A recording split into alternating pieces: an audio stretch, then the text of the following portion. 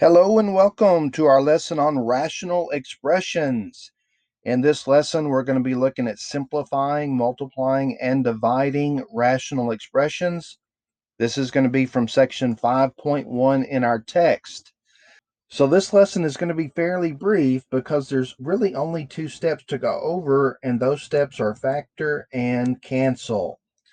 So we're going to look at simplifying and then multiplying and then dividing rational expressions.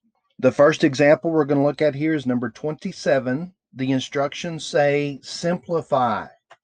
So according to our list here, we need to factor every polynomial that can be factored, and then we're going to cancel any common factors.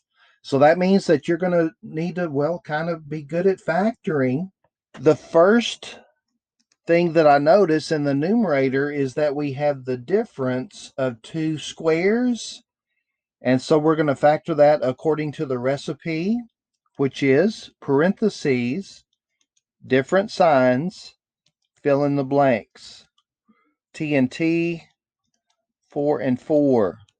In the denominator, we have a standard trinomial since there's no lead coefficient.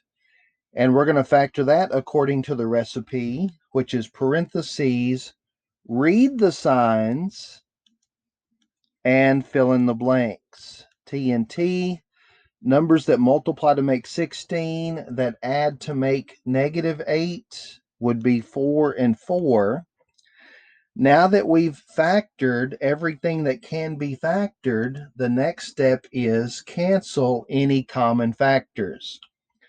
So when you're canceling factors, you're looking for, like for example, t minus 4 and t minus 4. Identical factors, top and bottom, cancel them one for one, and then whatever's left is your answer. So our final answer is t plus 4 over t minus 4, and that's done. Now, part of this lesson is knowing when to stop, okay? So if you're thinking, well, what about these t's? Can I just cancel these t's? The answer is hell no. And the reason is because when you're canceling factors. Now, factors are things that are multiplied. So since the t minus 4s were being multiplied by other factors, they could be canceled. However, these t's are terms. Like, for example, the numerator is a binomial because it has two terms. So you cannot cancel terms. You can only cancel factors. So be sure that you don't get excited and cancel things that are illegal to cancel. All right, next example, number 39. This time we have multiplication of rational expressions, but the same two steps apply. We're going to factor everything that can be factored, and then we're going to cancel any common factors. So starting with the difference of two squares, x squared minus 16 is going to factor as x plus 4, x minus 4. In the denominator, x squared, now that's a monomial, which normally wouldn't factor, but what I'm going to do is I'm going to go ahead and express that as x times x, just in case I end up with a factor of x that can be canceled. I'm going to go ahead and write that as factors. Next, in the numerator of the second fraction, we have a binomial. And if you remember back to our factoring checklist, if you have a common factor, it has to be factored out first. And there is a common factor of x. We need to factor that out. And that will leave me x minus 4. Last but not least, in the denominator, we have a standard trinomial. So we're going to do our parentheses. We're going to read the signs, and we're going to fill in the blanks. Now, I'm going to need numbers that multiply to make 12, that subtract to make -1. And that will be 4 and 3. 4 times 3 is 12. 3 minus 4 is -1. It's important that you get the signs right.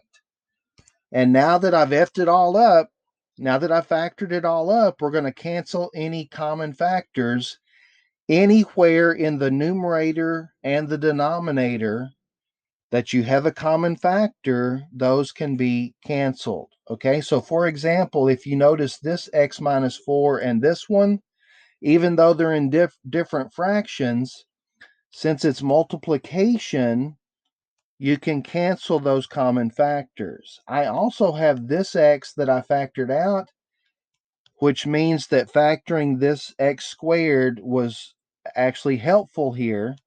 So I can cancel those x's, and then that's going to do it. There are no other common factors top and bottom, and so whatever's left is your answer. That's going to be x plus 4 from this guy, x minus 4. Do you see you take everything left in the numerator, and then you take everything left in the denominator, which includes this x and the x plus 3. And there's no need to multiply that back out. Factor and cancel, whatever's left is your answer. Next example, number 57. Now, what's different here is that we do have division with rational expressions. Super easy. All you need to remember is KCF. Okay? When you have division with fractions, you're going to keep, change, flip. Got that? One more time. When you have division with fractions, you're going to KCF, keep, change, flip. When you're really hungry, KFC. But for division of fractions, KCF. Now, what that means is it means we're going to keep the first fraction the way it is. So we're going to recopy him.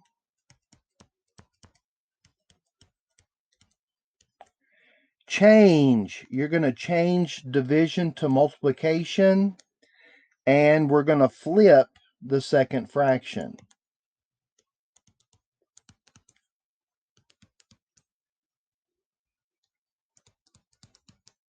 So do you see the only difference here for division is you need to keep, change, flip, and then it becomes a multiplication problem, which we can work the way we did the previous example.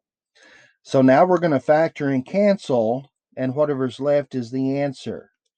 Starting with the first numerator, x squared minus 16, that is the difference of two squares. So we have parentheses, different signs, fill in the blanks.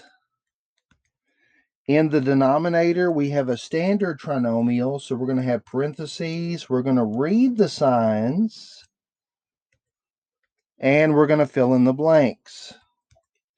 Now this time I need numbers that multiply to make 25 and add to make negative 10.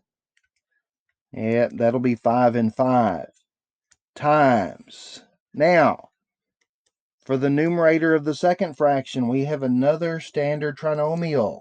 So we have parentheses. We're going to read the signs and fill in the blanks. I'm going to need numbers that multiply to make 10 and subtract to make negative 3. And that will be 2 and 5. And for the last denominator, we have a GCF of 3, greatest common factor that we need to factor out. And that'll leave me x minus 4. So remember, once you've F'd it all up, once you factored it all up, it's time to cancel top and bottom. X minus 4's cancel. X minus 5's cancel. And that is it for common factors. So whatever's left is your answer. X plus 4, x plus 2 are the only factors in the numerator. In the denominator, I have a 3 and an x minus 5. And we're done. Isn't this fun? And last but not least, number 61. This will be our last example for this lesson. We have another division with rational expressions. Remember, when you have division, you're going to KCF, keep, change, flip. And this time I'm going to factor on the fly. So for our first numerator, What we have is the difference of two cubes. And so if you remember how to factor the difference of cubes, the first ingredient is parentheses, and the second ingredient is soap. Remember, we use soap for the signs, and soap stands for same, opposite, always positive. So the first sign is going to be same as the problem. Next sign is going to be opposite of that. And the last sign is always positive. Now, as far as filling in the blanks, we really need to look at what it takes to make each one of these terms. So for x to the third, that's going to be xxx. And for 64, that's going to be 444. So in the first two blanks, you're going to take one of each factor. And then for the other three blanks, you're going to square, multiply, square. So this guy gets squared. And then these two get multiplied, 4 times x. And then this guy gets squared, which is 16. And so if I went a little too fast and you need a review, you can go back and watch my lesson on factoring. Next, in the denominator, we have the sum of two cubes. And so again, the recipe is parentheses soap, which is same, opposite, always positive, and fill in the blanks. And since the terms are the same, x to the third and 64, then it's going to be x and 4. X times x is x squared. X times 4 is 4x. 4 times 4, 16. And so we're going to get pretty much the same answer there. The only thing different really is the sign. Okay, so there's the first fraction factored completely. Now, remember we had division, so we need to change to multiplication. And then we need to flip the last fraction. So I'm going to factor the denominator first, and it's going to end up in the numerator. So to read the signs, they're both going to be minus x and x to make x squared. Numbers that multiply to make 16, that add to make 4. That doesn't exist. And so that means that that's not going to factor, which really is okay because notice it does match this trinomial here. And so that will be a common factor. I mean, if you think about it, I could write this as that times 1, and it's the same thing. And last but not least, the numerator now is going to end up in the denominator, and that is the difference of two squares, x and x, 4 and 4. And now that we've effed it all up, now that we factored it all up, let's cancel common factors. X minus 4, top and bottom. X squared minus 4x plus 16, top and bottom. And that's going to do it. So our final answer is whatever's left in the numerator, x squared plus 4x plus 16, which remember the trinomial that comes from the cubes will never break down, so that won't factor. And then in the denominator, since we have identical factors, I'm going to use my good math etiquette and write that as x plus 4 quantity squared. And let's put a box around that because we're done.